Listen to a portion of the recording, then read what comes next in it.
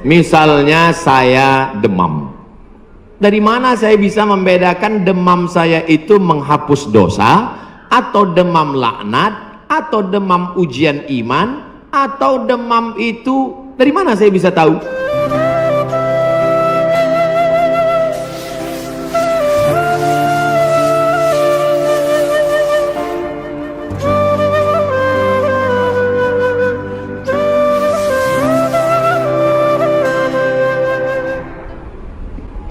Bagaimana kita bisa membedakan musibah, cobaan, bencana, atau azab?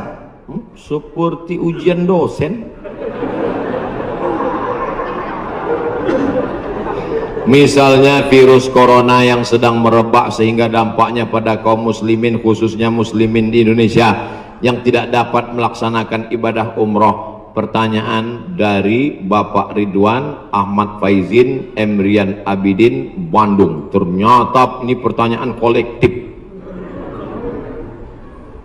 Misalnya saya demam.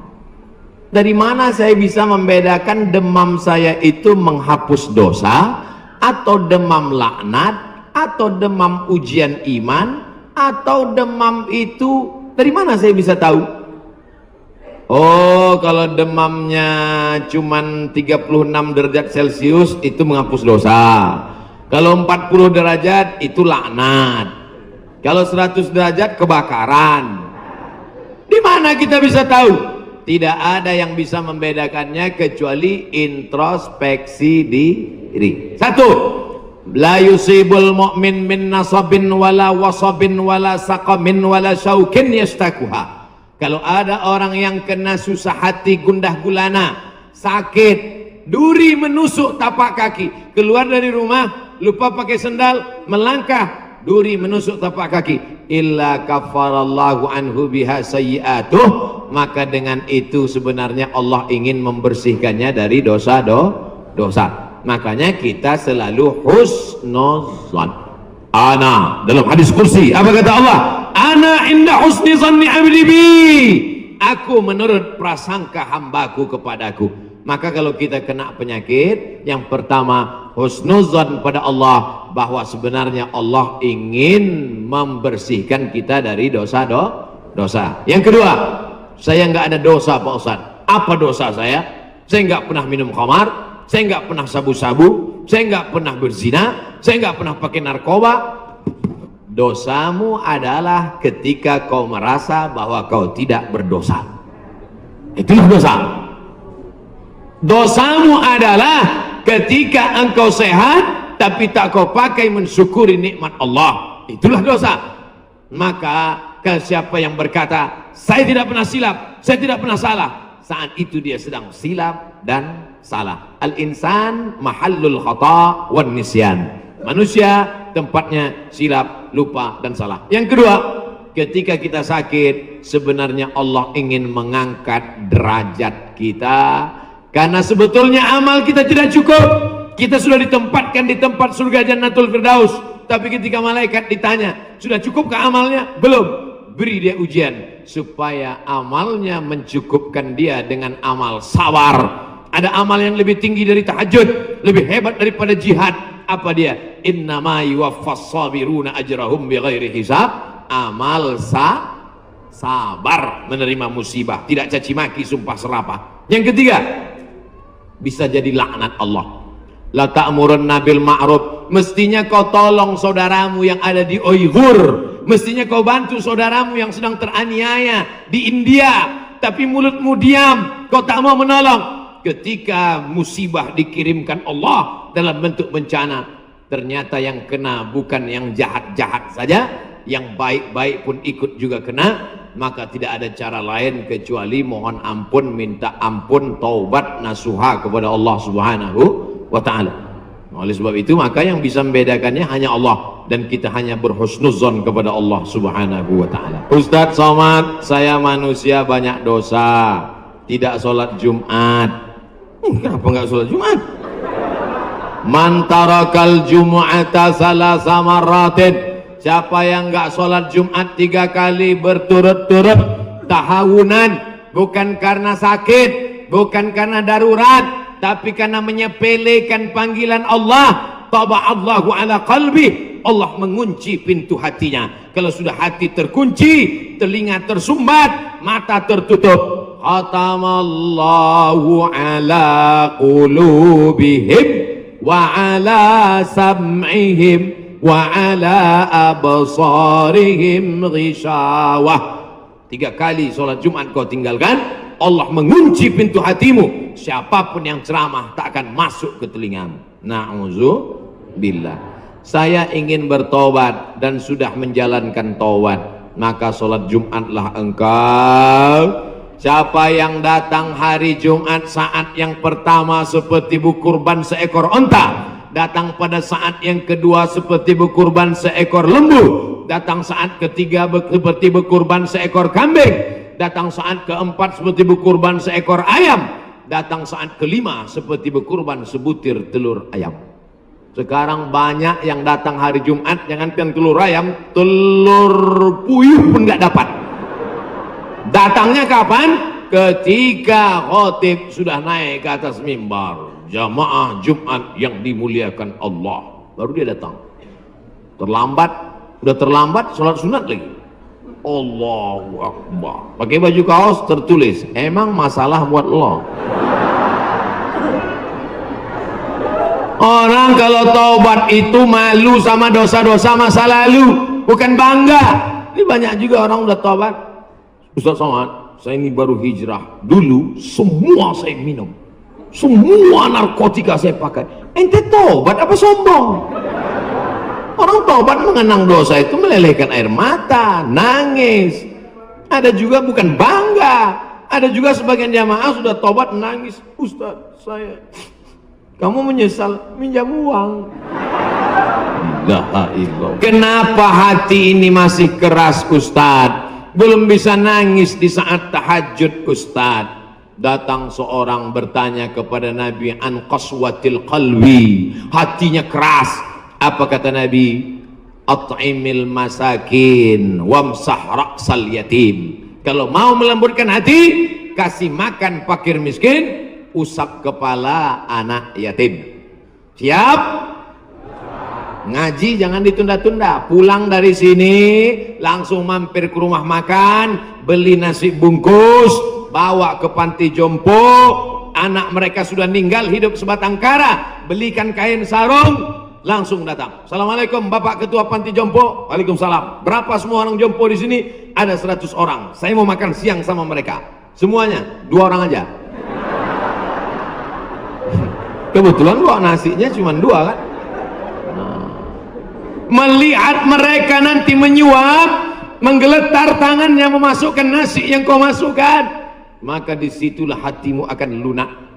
Pergi ke rumah anak yatim, tanya, anak yatim sudah berapa bulan gak bayar uang sekolah?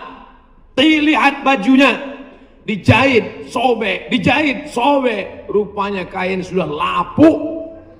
Kain kelas 1 dipakai kelas 6. Belikan bajunya, senangkan hatinya. Nabi yang mengasih resep ini, an qaswatil qalbi. Azab yang paling hebat bukan miskin, azab yang paling dahsyat bukan susah. Azab di atas azab adalah hati yang keras. Wa inna minal hijarati lama yatafajjaru minhul alhar. Ada batu keras tapi masih bisa mengalirkan air. Wa inna minha lama yahbitu min khasyatillah.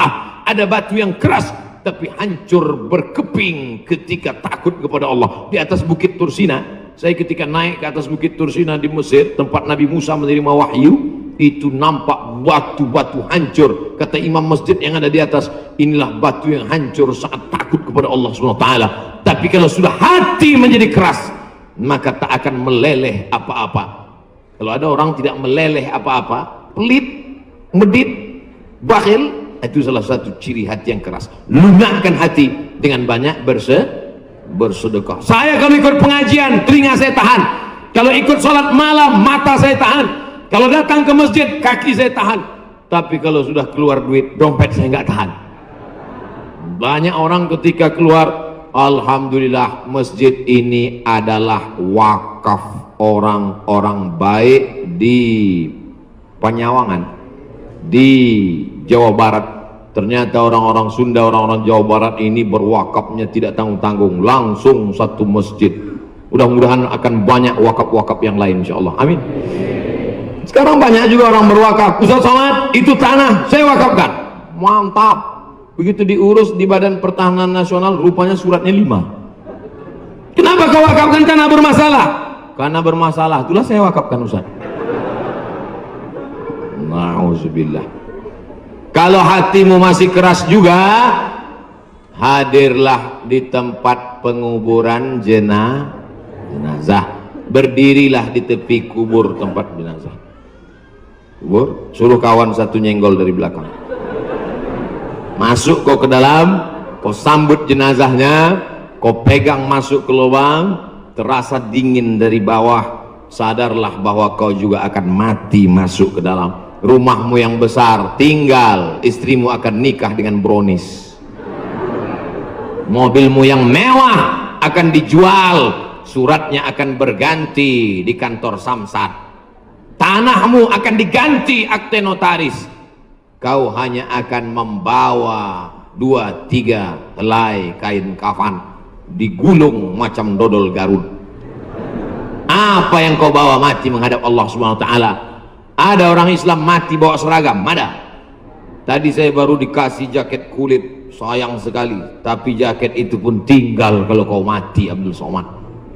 Kenapa nggak dipakai sekarang? Panas. Apa yang kau bawa mati? Kalau pernah kau usap kepala anak yatim, kalau pernah kau infak sedekah untuk masjid, itulah yang akan kekal abadi.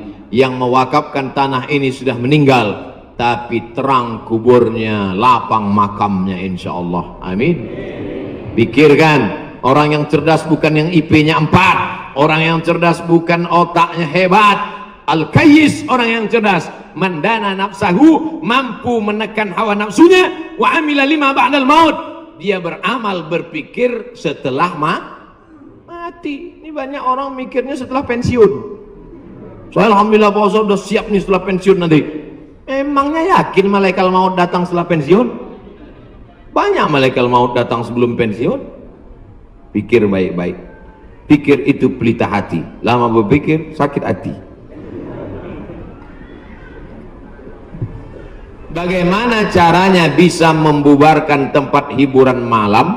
Karena saya yakin di tempat seperti ini adalah pusatnya maksiat.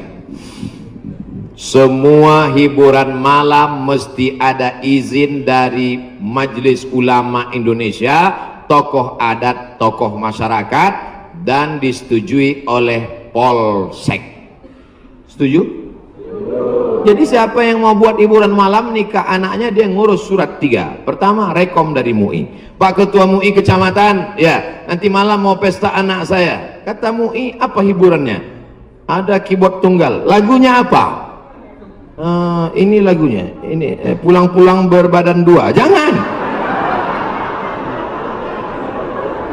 Berubah sama selawat. Setelah MUI setuju, datang ke tokoh adat Sunda. Ini Pak tokoh adat, apa lagunya? Ini lagu ya, buat satu lagu adat yang mengingatkan supaya kita tetap menjaga adat sopan santun. Oke, tambah lagu religi satu, lagu adat. Datang ke Polsek, Pak Polsek, oke, setuju. Jam 10 tutup. Bisa apa nggak bisa? Bisa. Jangan suruh saya datang ceramah ke situ.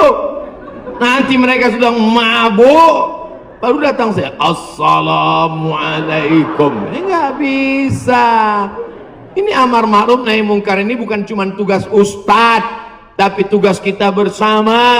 Di masjid ustadz menyampaikan ceramah, bapak ibu memfasilitasi, anaknya nikah, perbuatannya baik, sakral, menghalalkan yang haram, tapi dalam itu dia sudah melakukan perbuatan haram, menyediakan narkoba, menyediakan pesta sampai malam. Insya Allah kalau sepakat yang 3, polisi, tokoh agama, tokoh adat, DPR tingkat kabupaten provinsi, peraturan daerah, pesta keramaian hanya boleh sampai jam 9 malam. Lewat dari itu pengawasan polisi boleh menangkap. Bisa atau tidak bisa? Bisa. Makanya kita harus berjamaah menangkal ini semua. Insya Allah Kalau sudah orang-orang masjid duduk memilih wakil-wakil rakyat yang juga peduli, maka akan terwujud negeri kita tetap menjadi baldatun thayyibatun wa rabbun ghafur. Makanya sebarkan pengajian. Siapapun ustadz yang datang ngaji, Ustadz Jujun Junaidi ngaji, Ustadz Abu Somad ngaji, Ustadz ngaji, datang, duduk, diam, dengar. Ada snack, makan. Nggak ada, istighfar. Bagaimana cara membentengi bencana yang semakin banyak akhir-akhir ini? Itulah yang udah kuceramahkan tadi.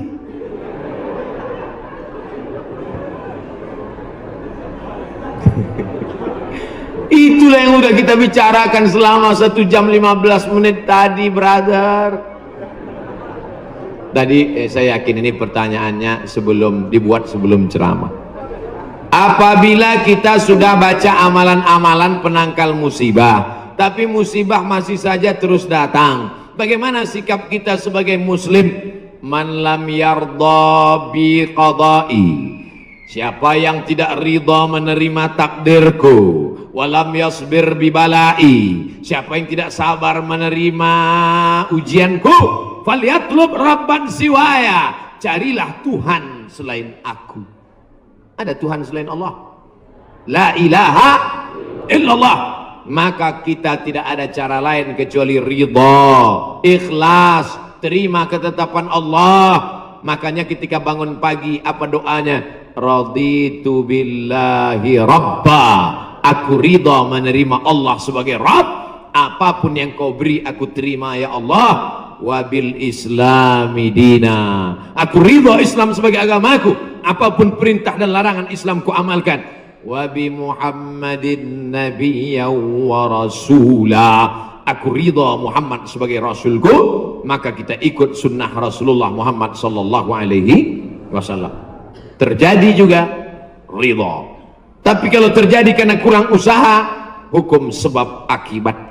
Sudah disimpan uang di dalam dompet, dompetnya dikunci, dompetnya dalam laci, lacinya dikunci, lacinya dalam lemari, lemarinya dikunci, lemarinya dalam kamar, kamarnya dikunci, kamarnya dalam rumah, rumahnya dikunci, rumahnya dalam komplek, kompleknya dikunci, hilang juga. Terus mau ngamuk. Tidak ada cara lain kecuali ridha kepada Allah. Tapi kalau punya sepeda motor nggak dikunci, malah berhenti, mesinnya hidup, kuncinya diletakkan, terus sibuk beli ngobrol, beli kangkung 2 ikat, ngobrolnya 2 jam. Ketika dilihat hilang. Terus ketika hilang suaminya nanya, mana motor kita? Ridho mas. Itu bukan ridho, goblok. Mohon maaf saya keceplosan. Oleh sebab itu maka tetap ada Ahlus Sunnah wal Jamaah mengajarkan kita ada namanya al-kasbu wal ikhtiar. Bahasa kitanya namanya usaha. Kalau pemerintah menyuruh pakai masker, usaha. Jangan tidak ikut. Suruh cuci tangan sering. Sebetulnya kita nggak perlu belajar masalah cuci tangan. Ada nggak ada virus kita tetap cuci tangan, betul? Subuh cuci tangan, zuhur cuci tangan, asar cuci tangan, maghrib cuci tangan, isya cuci tangan, tahajud cuci tangan, witir cuci tangan, duha cuci tangan. Orang Islam paling sering cuci tangan. Makanya saya heran kalau sampai anak-anak kita diajarkan, mama siapkan gayung sama sabun. Untuk apa nak? Hari cuci tangan internasional. Loh, kita nggak perlu diajari cuci tangan. Nanti takutnya 20 tahun akan datang ada lagi namanya Hari Cebok Nasional. Dari 14 abad yang lalu kita sudah bersih, betul? Tidak akan ada bakteri bersarang di ujung-ujung jari kita karena kita paling sering cuci tangan. Tidak akan ada bakteri yang bersarang di ujung kuku kita karena kita paling potong kuku hari Jumat. Kalau seminggu tak akan mungkin kukunya panjang. Makanya Nabi berkata, asfaraka, kukumu kenapa panjang? Inna syaitana yaqudu ma tala minha, setan duduk di kuku yang panjang. Makanya pertama yang dijaga dalam Islam adalah kebersihan. Kuman datang, binatang dipotong. Setelah dipotong, darahnya keluar karena ternyata bakteri ada di dalam darah. Setelah darahnya keluar, dipotong-potong, dicuci sampai 4 kali. Ibu, saya tidak punya saudara perempuan. Waktu masih kecil di rumah, bantu ibu di rumah, saya disuruh cuci. Selamat, cuci daging, saya cuci. Kalau ayam 2 kali, kalau kambing 4 kali. Kenapa gitu, Mak? Ayam kakinya 2, kambing kakinya 4. Saya nggak tahu, anak kecil. Sekarang saya baru tahu, ternyata ayam dagingnya putih, darahnya nggak banyak, 2 kali sudah bersih. Tapi kambing sekali masih merah, 2 kali masih merah, 3 kali agak pucat, 4 kali bersih. Setelah itu baru dimasukkan, dibuang airnya, disolawatkan, baru dimasak. Mereka tidak, kambing tidak dipotong, kambing matinya di stunning. Ada pistol, tapi pelurunya nggak keluar, ditahan. Itu skalanya 8, ditembakkan ke kening sapi, tembak ke kening sapi, sapinya mati, darahnya nggak keluar. Kalau sampai 8 mati, tapi kalau 7 bodoh aja. Itu sapi-sapi dari Australia yang datang ke tempat kita, yang liar seperti banteng, itu ditembak otaknya skala stunning 7, bodoh. Ibu, kalau ada bapak yang liar, tembak skala itu bodoh. Mas, mama mau pergi arisan, pel lantai, mandikan anak, dan papa. Nah, itu udah kena stunning. Jangan diamal. Tidak dipotong, hanya stunning 8 skala, akhirnya sapi tumbang, darahnya masih dalam daging, bercampur dengan darah bakteri penyakit, dipotong-potong, diletakkan di atas api yang tidak terlalu matang, bolak-balik, nggak dicuci, darah nggak keluar, masuk ke dalam roti, dicampur, dimakan, barbecue. Habis dimakan kena penyakit medco, sapi, gila, medco sapi gila. Sapi aja yang halal bisa menjadi penyakit, apalagi yang dimakan kelelawar, Batman. Maka kita disuruh kulu, makanlah. Tapi yang dimakan itu apa? Min thayyibat. Thayyib artinya baik, baik. Dulu thayyib baik-baik, sekarang thayyib nggak pulang. Mohon maaf Pak Thayyib nyantur sini. Masya Allah, tabarakallah.